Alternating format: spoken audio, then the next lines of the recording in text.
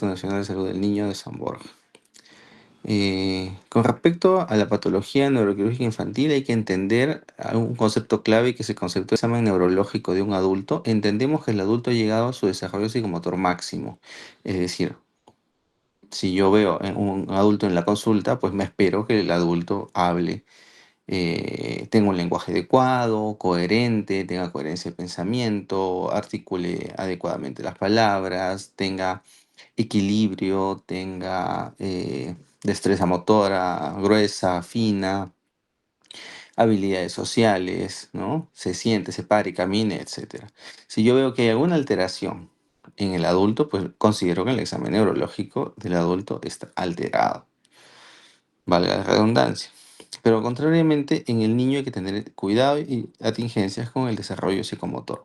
¿Por qué? Por ejemplo, si ustedes quieren hacer la evaluación neurológica de un niño, tienen que tener en cuenta que los niños a distintas edades levantan la cabeza, se sientan, caminan, hablan, eh,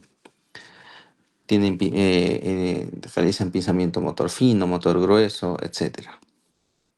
Llega a la consulta una señora con un niño de de 6 meses y le dice a ustedes: doctor, doctora, estoy preocupada porque mi hija no camina. Entonces, su niña tiene 6 meses. Señora, su niña no le toca caminar todavía, ¿no? Es parte del desarrollo psicomotor. Su niña caminará a los 12 meses. A partir de los 12 meses, eso es normal. Pero ¿qué pasa si llega otra señora con su niña de 18 meses o 24 meses a la consulta y le dice: doctor, doctora, mi hija no camina? Entonces ustedes, como saben que el andar y la marcha de los niños comienza a los 12 meses, entenderán que es anormal que un niño de 24 meses no camine. A eso me refiero cuando les digo que tienen que conocer las etapas del desarrollo psicomotor. Lo aprenderán en pediatría, pero es importante que lo repasen para que cuando hagan el examen neurológico infantil entiendan y sepan qué está mal en un niño y qué está bien, o hay que esperar todavía que complete su desarrollo para poder evaluarlo. Bien, siguiente, por favor.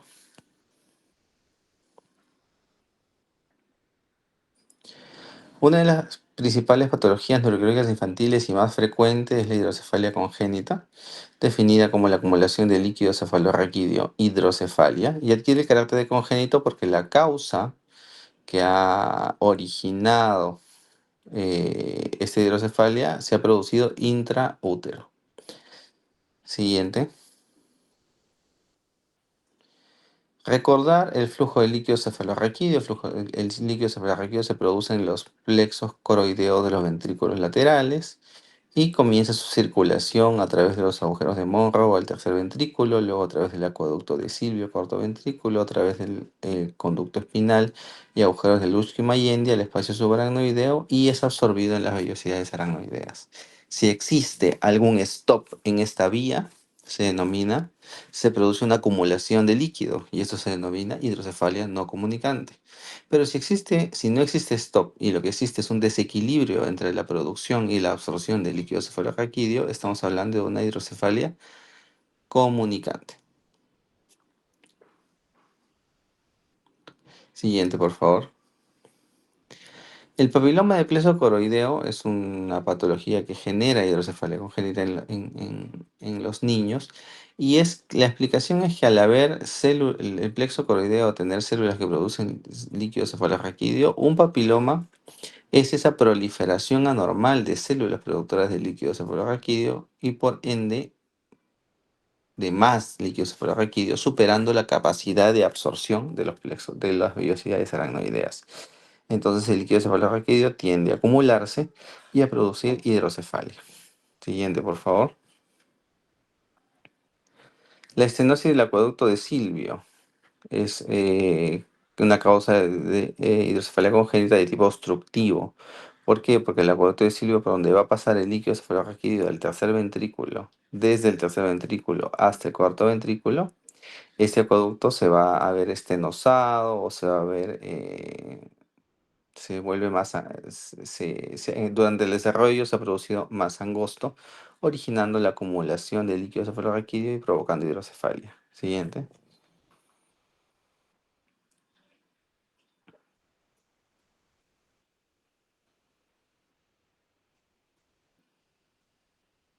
La siguiente, por favor. Doctor, ¿no se cambió? No, no se ha cambiado. El síndrome de Dandy-Walker es característico, es una patología neuroquirúrgica infantil característica, porque está formada por básicamente cuatro o cinco características que definen este síndrome. Son anomalías formadas en etapa embrionaria y que luego van a generar complicaciones después del nacimiento.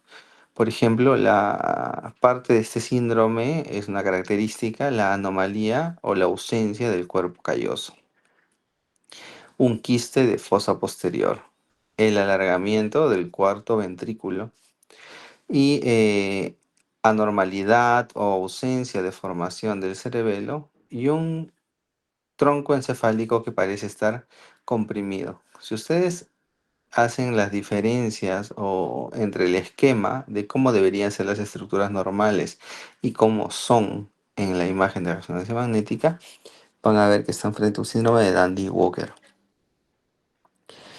Existe síndrome de Dandy-Walker que no están asociados a hidrocefalia, otros sí están asociados a hidrocefalia, y hay que tener en cuenta básicamente, ¿no? Esa característica para catalogarlo como causa de hidrocefalia congénita, ¿no? El siguiente. ¿Y cómo yo puedo detectar la hidrocefalia congénita en un niño? ¿A todos los niños se les hace resonancia? ¿A todos los niños se les hace tomografía? No. Un parámetro, así como ustedes miden en la evaluación de crecimiento normal de los niños, el peso, la talla, y realizan tablas de desviaciones estándares y percentiles de peso para la talla, talla para la edad, también se tiene que medir el perímetro cefálico para la edad. Existen parámetros estándares ya a nivel mundial sobre el perímetro cefálico que debe tener un niño a determinada edad de crecimiento. Si bien es cierto, hay niños que tienen la cabeza un poco más grande que otra y niños que tienen la cabeza más chiquita que otros, lo que va a primar es la proporción de crecimiento. Es por eso que las desviaciones estándares que ustedes pueden ver en la imagen van a evidenciar una curva de crecimiento que debe mantenerse dentro de los parámetros de normalidad. ¿Cómo se mide el perímetro cefálico? Con una cinta métrica que pasa por dos puntos craniométricos. Por el nasion, la parte más superior de la pirámide nasal, y por el inion, que es esa protuberancia ósea que ustedes tienen, que todos tenemos en la parte occipital. Si ustedes se tocan, hay como una protuberancia pequeña. Ese es el inion o punto craniométrico inion. A través de esos puntos debe pasar la cinta métrica para tener la seguridad de que el perímetro cefálico que estamos tomando está bien mesurado. Siguiente, por favor. Los defectos del tubo neural. Esta es otra patología del desarrollo infantil que puede causar problemas de solución neuroquirúrgica. En este caso, bueno, la anencefalia es una patología con mal pronóstico. Los niños que nacen con este defecto tienen poco pronóstico de vida, ¿no? Estos defectos del tubo neural o encefalomielodisrafias que pueden ser cefálicos o caudales, ¿no? Son malformaciones debidas a defectos de cierre del tubo neural durante la embriogénesis. La tasa es de entre 4 a 10 por 10.000 nacidos vivos y están asociados a factores ambientales, bajo nivel cultural y déficit de ácido fólico, como ustedes saben. Los niños con anencefalia no sobreviven más de las 72 horas, de manera general. Siguiente. La hidrocefalia, niños en los cuales pueden tener dentro del cráneo, de la cavidad craneal, más líquido que masa encefálica. Lo que ustedes ven en esa tomografía es una imagen de el hueso que se ve como un círculo blanco y por dentro hilos o como unas telarañas, eso es su tejido nervioso. Todo lo demás es agua. Siguiente.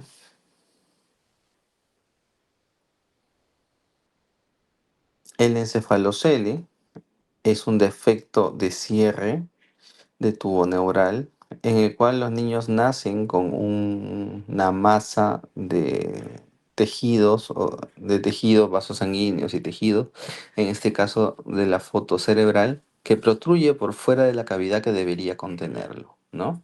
Si bien es cierto, está cubierto por cuero cabelludo, es un tejido nervioso que ya generalmente es no funcionante, aberrante y tiene que extirparse. Las secuelas se van a ver en base a qué cantidad de tejido y qué parte del tejido cerebral es el que ha estado comprometido y no se ha incluido dentro de la cavidad craneal durante el desarrollo. Siguiente. Y la espina bífida, que es muy característico, que deben haber escuchado y van a escuchar, que es esa malformación congénita que tiene en el cual hay un defecto del cierre del tubo neural en la región caudal. Ahora, si bien es cierto, pueden haber espina bífida lumbar, como en el caso de la fotografía, también hay dorsales y también hay cervicales. Estos defectos de cierre los vamos a ver en la siguiente imagen, pero sin embargo hay que mencionar que se pueden romper durante el parto, originando que puedan ingresar gérmenes a través de esa cavidad al sistema nervioso central. Siguiente. Y esta es la clasificación que deben recordar, también siempre se pregunta en el examen. ¿Cuál es la diferencia entre una espina bífida oculta, en el cual solamente hay un defecto de las estructuras óseas? El meningocele, hay un defecto de estructuras óseas, pero también hay una protrusión de líquido cefalorraquídeo dentro de una bolsa de meninge cubierta por piel. Sin embargo, esta bolsa no tiene estructuras nerviosas en su interior. Ambos, espina bífida oculta y meningocele, tienen buen pronóstico porque las estructuras nerviosas no se han modificado, no se han dañado. Sin embargo, el mielomeningocele, su pronóstico no es bueno porque las estructuras nerviosas se han dañado al protruir dentro de la bolsa y generalmente cuando se intenta regresar o incluir en el canal neural ya no son funcionantes. Como repito, el riesgo de, sobre todo el meningocele y el mielomeningocele, es que si la bolsa se rompe durante el nacimiento, se puede originar una colonización y posterior infección del sistema nervioso central del bebé. Siguiente. Este mielomeningocele origina a la larga en un gran porcentaje de pacientes lo que se denomina médula anclada. La médula inicialmente en los niños, el cono medular es bastante bajo, a niveles lumbares bajos. Conforme va avanzando la edad adulta, la columna vertebral crece en mayor rapidez que la médula. Entonces la médula va ascendiendo, el cono medular va ascendiendo y lo normal es que en un adulto el cono medular esté a la altura de L1, L2. Sin embargo, por factores de infección, adherencia, cirugía de mielomeningocele, el cono medular se queda atrapado, anclado en niveles bajos, sacros o lumbares, originando un estiramiento de la médula espinal y un debilitamiento, y también puede ocasionar algo que se denomina siringomielia, que es la acumulación de líquido dentro de la médula espinal. ¿Qué es lo que hay que hacer quirúrgicamente aquí? Desanclar la médula, liberarla de la base para que ascienda si es necesario, de acuerdo a las necesidades del organismo. Siguiente.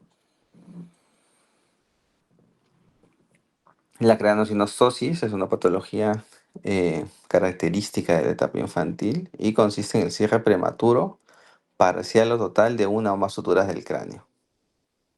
¿Qué origina esto? Origina defectos estéticos, como se puede ver en la imagen, pero también origina trastorno del desarrollo, porque si el cráneo se cierra antes de lo normal, puede originar microcefalia o puede originar compresiones craneales o el impedimento de la expansión y del crecimiento del tejido cerebral normal, pero se tiene que resolver quirúrgicamente.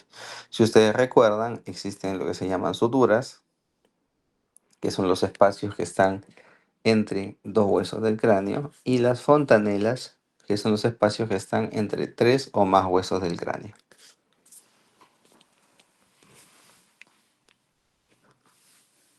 Esas suturas y esas fontanelas se van cerrando con el pasar de la vida. A los 12, 18 meses, 24 meses. Sin embargo, existen causas desconocidas que hacen que una o más suturas o fontanelas se cierren antes de lo que corresponde realmente, originando esos defectos estéticos y además trastornos de desarrollo psicomotor. Siguiente, por favor. Es así que tenemos la craniosynostosis no sindrómica, es decir, la que no está asociada a síndromes como síndromes genéticos que vamos a ver en la diapositiva siguiente, y es la más frecuente en el 85% de los casos. La sutura afectada por cierre prematuro o craniosynostosis determina el nombre de la craniosynostosis. Si la sutura afectada es la sutura sagital, esta craniosynostosis se llama escafocefalia. Si la afectada es una sutura, un lado de la sutura coronal, entonces es plagiocefalia anterior. Si es bicoronal, es braquicefalia. Y si es la sutura metópica o la sutura interfrontal, estamos hablando de trigonocefalia. Siguiente, por favor. Y aquí están las craniosynostosis sindrómicas. ¿Qué quiere decir? Bueno, esta craniosynostosis sindrómica constituye el 15% de toda la craniosynostosis. Lo que quiere decir que, por ejemplo, en el síndrome de Cruzón, como ven en la imagen que tienen enfrente, existe hipertelorismo, que son ojos muy separados, macroglosia, una lengua muy grande, ¿no? Una frente amplia y además craniosynostosis. Es decir, la craniosynostosis forma parte del síndrome. Contrariamente a la diapositiva anterior, en la que la craniosynostosis no sindrómica simplemente se presenta de manera aislada y no repercute mayor problema o compromiso o no identifica una alteración genética en el menor. Siguiente. Como el problema es la sutura, el cierre prematuro de suturas, la solución es la apertura, también intentar que sea prematura, o sea, lo antes posible, de las suturas y de las fontanelas. Y esto se consigue con una cranioplastía, formando, dependiendo de la gravedad del asunto, suturas y fontanelas para que el hueso pueda tener tiempo y oportunidad de volver a sellarse y formar un cráneo sin deformidades estéticas que produzcan alteraciones estéticas o alteraciones motoras. ¿Entiende? La escoliosis infantil, si bien es cierto, hay escoliosis infantil, escoliosis juvenil, escoliosis del adulto, la escoliosis infantil es una de las más delicadas de valorar porque los niños, aparte de que el examen neurológico de los niños pues es un poco más difícil, hay que entender esta escoliosis que se pueden encontrar tres principales. La neuromuscular como consecuencia principalmente de un desbalance muscular o de una alteración de los músculos o tendones. La congénita como resultado de la asimetría en el desarrollo de las vértebras. Ahí existen vértebras en cuña, vértebras en mariposa que pueden alterar la curvatura de la columna, y la idiopática, cuando no encontramos una causa específica.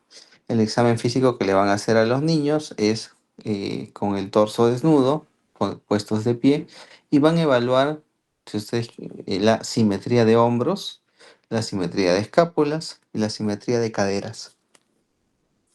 Si son simétricos, el niño no tiene escoliosis, pero si hay un desbalance, es decir, una está más alta que la otra o una está más adelante que la otra, estamos hablando de una escoliosis o de una rotoescoliosis. Siguiente. ¿Cómo corregimos esto? Inicialmente el tratamiento es de fortalecimiento muscular, terapia física, se pueden usar corsets, pero cuando ya el trastorno se torna más severo o compromete la capacidad pulmonar generando problemas restrictivos pulmonares, tenemos que pasar al tratamiento quirúrgico.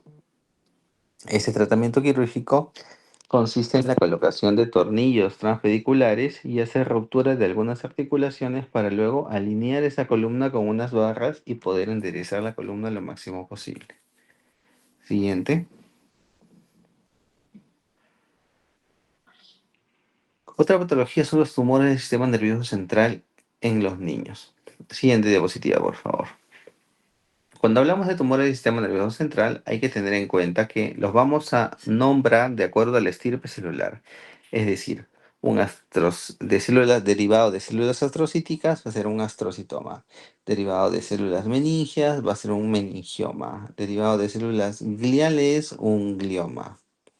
Derivado de células de la vaina de Schwann, un schwannoma. O de nervios, neurinoma.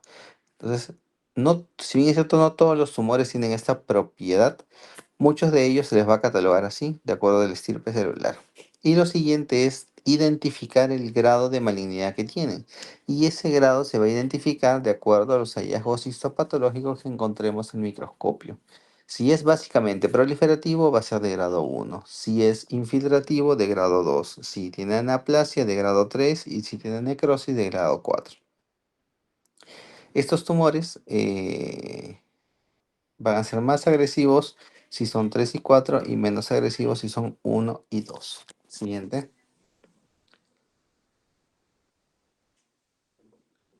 ¿Pero qué causan los tumores? Si bien es cierto no hay una causa directa de origen de tumores cerebrales en niños, existen factores de riesgo congénitos como enfermedades heredofamiliares, enfermedad de von Hippel-Lindau, neurofibromatosis y esclerosis tuberosa, que van a estar en relación con la aparición de tumores, principalmente porque en estas enfermedades faltan factores de supresión tumorales que pueden originar estas lesiones. Y otros factores adquiridos como las radiaciones ionizantes o la intoxicación por metales pesados, que si bien es cierto no se ha demostrado una relación directa sobre los tumores cerebrales, sí puede sospecharse su contribución a la aparición de los mismos. Siguiente, por favor. El sarcoma cerebral es uno de los tumores muy agresivos del sistema nervioso en pediatría. Si ustedes ven en la imagen, ha roto y ha invadido lo que es el hueso y se ha salido a través de la piel y probablemente también haya roto la piel exponiéndose con la contaminación de gérmenes. Con gérmenes. Es muy sangrante. Cuando se opera hay que tener mucho cuidado porque sangra extremadamente y además recidiva de forma considerable. Vuelve a crecer. Siguiente. El medulloblastoma, también característico de la edad pediátrica, y es el tumor de fosa posterior más característico. El tumor más característico de fosa posterior en niños, medulloblastoma. En niños en supratentorial, el sarcoma, diría yo. Este medulloblastoma tiene factores de mal pronóstico, que es la presentación en niños menores de 3 años. Si el niño tiene menos de 3 años y le sale un medulloblastoma, su pronóstico no es bueno. La infiltración del tronco.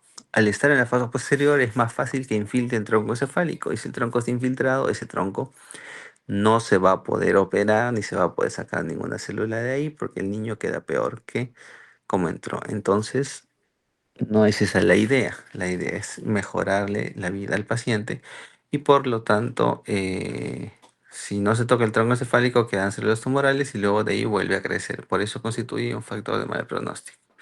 Diseminación fuera de la fosa posterior. Esta es una característica muy importante y típica de los medulloblastomas, que es la metástasis intra, intrarraquídea, se denomina, ¿no?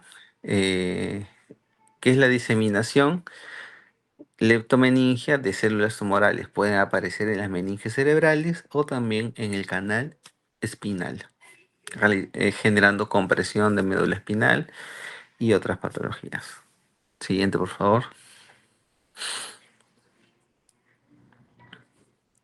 En medulloblastoma, en esa imagen de resonancia, se ve cómo la médula espinal está como ondeada y ha crecido en todo el espacio del canal espinal, originando una compresión medular a múltiple nivel y además con un pronóstico malo si es que ya se diseminó por el sistema nervioso debido al estirpe celular tumoral. Siguiente. Los tumores de línea media, dentro de los que son característicos los tumores de hipófisis y los craniofaringiomas. Los niños no tienen frecuencia de tumores de hipófisis, ¿no? Y los tumores de línea media que podemos conocer, los derivados de la neurohipófisis, son los craniofaringiomas, que sí son característicos de la edad pediátrica, y los adenomas hipoficiarios, que son los que son derivados de la adenohipófisis, son característicos de la etapa adulta. Los craniofaringiomas presentan características clínicas como el déficit visual, porque comienzan a crecer hacia arriba comprimiendo los nervios ópticos. El trastorno hormonal, porque pueden ser secretores de hormonas o alterar la secreción de hormonas de la glándula hipofisiaria por compresión. Cefalea, hidrocefalia e hipertensión endocraniana si es que comprimen el tercer ventrículo. Siguiente. Las ventriculitis son características también de la edad pediátrica y sobre todo son ventriculitis asociadas a las válvulas de derivación ventrículo-peritoneal. Si ustedes han tenido su clase de hidrocefalias, pueden haber revisado de que uno de los tratamientos que hay para hidrocefalia es la colocación de la derivación ventrículo-peritoneal. También existe la endoscopía, la fenestración endoscópica, pero la válvula es uno de los más conocidos y más eh, utilizados. ¿En qué consiste esto? Consiste en colocar un catéter dentro del cerebro, del ventrículo, y pasarlo a través de un agujero craneal debajo de la piel, el cuello, el tórax y llegar al abdomen e introducir el catéter, la punta de ese catéter en el espacio peritoneal. De esa manera el excedente de líquido cefalorraquídeo que se está produciendo en el cerebro o se está acumulando se va a terminar de absorber en el peritoneo. Sin embargo, estos dispositivos, estos catéteres son muy sensibles. A pesar de que están debajo de la piel y no están en contacto con el exterior, son muy sensibles de colonización por una infección. Niños que pueden tener endocarditis, muelas picadas, abscesos, otitis, abscesos en alguna parte de su cuerpo, pueden originar que por diseminación hematógena los gérmenes pasen a este catéter, lo colonicen, disfuncione y también se metan al cerebro generando ventriculitis. Esta ventriculitis es difícil de curar. Una vez curada, siguiente, puede generar tabicamiento. Es decir, ya no vamos a tener solamente dos cavidades cerebrales, sino vamos a tener cuatro, cinco, porque están separadas, originando obviamente el daño, ¿no? Siguiente. El absceso cerebral, una patología que podemos ver tanto en adultos como en niños. En niños quizás es más frecuente que en adultos o en niños con patología crónica, como niños cardiópatas o con enfermedades infecciosas o respiratorias, debido a la diseminación hematógena de, de los gérmenes y pueden ingresar al espacio intracraneal originando el absceso, ¿no? Si el absceso de manera general debería tratar de operarse siempre. ¿Por qué? Para saber qué germen, porque si uno lo opera, va a saber exactamente qué germen está causando el absceso y poder atacarlo directamente. Y lo otro es que se retira masa, se retira una masa que no debería estar en un espacio y de esa manera se disminuye la hipertensión endocraniana. Por otro lado, también se permite que no recidive. Si uno puede operarlo y sacarle la cápsula al absceso, el absceso no va a volver a crecer. Pero si uno deja la cápsula y solamente lava la parte interior, el absceso se va a volver a formar. Siguiente. La malformación de Chiari, simplemente saber la definición, por favor, que es el descenso de las amígdalas cerebelosas por debajo del agujero magno. Es importante conocer esta patología porque ese descenso de amígdalas cerebelosas puede ocasionar no solamente trastorno de la marcha, sino también por compresión de la médula espinal, ocasionar déficit motores severos. Siguiente.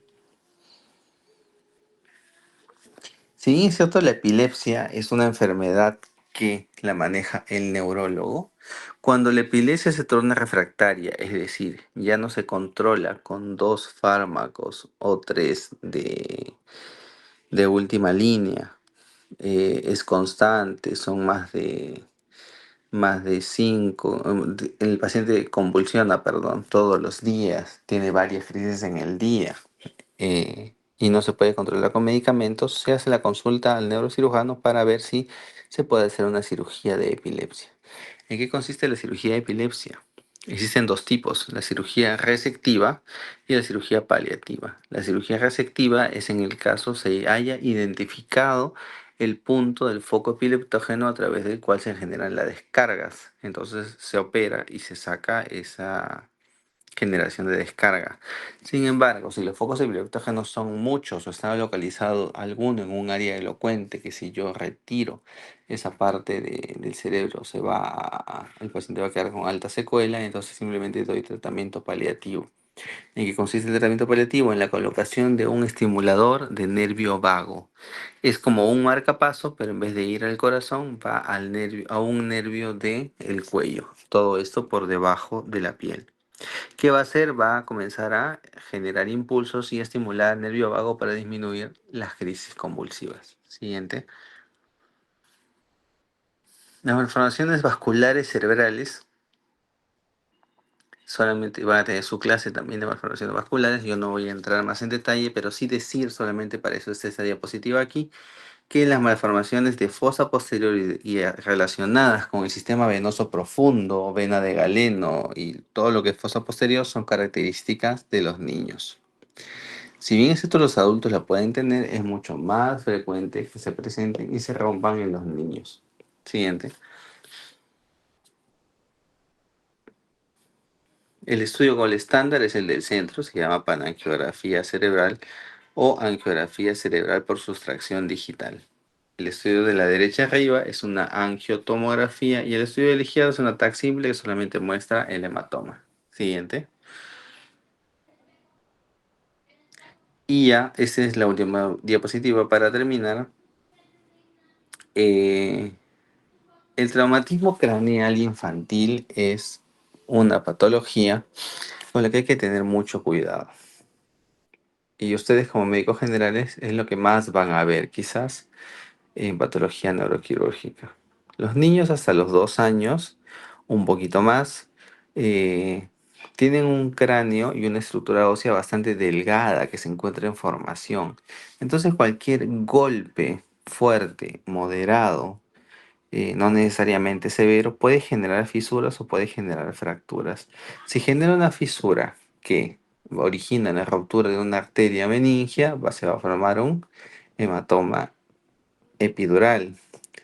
Si es que existen fracturas deprimidas que generen alguna deformidad, tienen que ser reducidas para que el cráneo vuelva a su posición y el niño, la cabeza del niño crezca de manera estética normal.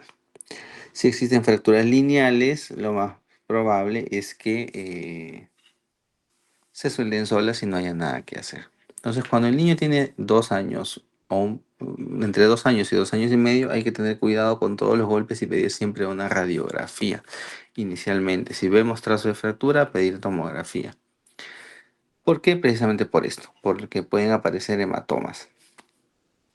Eh, Signos de alarma, síntomas para evaluar a un niño. ¿Por qué se dice que los niños no deben dormir después de un golpe? No es que no deban dormir, los niños pueden dormir, no va a pasar nada si duermen, pero lo mejor es que estén despiertos para poder evaluarlos neurológicamente por si tienen algún deterioro o alguna necesidad o si tienen dolor y no esperar a que estén dormidos y los niños se deterioren y no nos demos cuenta. Entonces es lo mejor tenerlos despiertos y unas 6 a 8 horas después de una contusión para poder evaluarlos neurológicamente.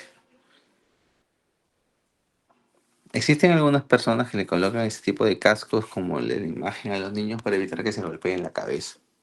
Lo cierto es que hay que tener cuidado con los niños y cuidarlos. Dicen los pediatras que hay dos tipos de niños en el mundo. Yo también lo repito. Los niños que se han caído y se han golpeado la cabeza y los niños que se van a caer. Entonces hay que tener mucho cuidado con el traumatismo craneal infantil por las implicancias que tiene y porque el niño dentro del espacio intracraneal no tiene mucho espacio para la aparición de un hematoma y que la hipertensión intracraneana sea compensada. el niño se te va a descompensar muy rápidamente porque no existe un espacio considerable entre el cráneo y la masa encefálica que pueda tolerar un hematoma, un coágulo o una contusión cerebral. Bien, eso es todo. ¿Tienen alguna pregunta?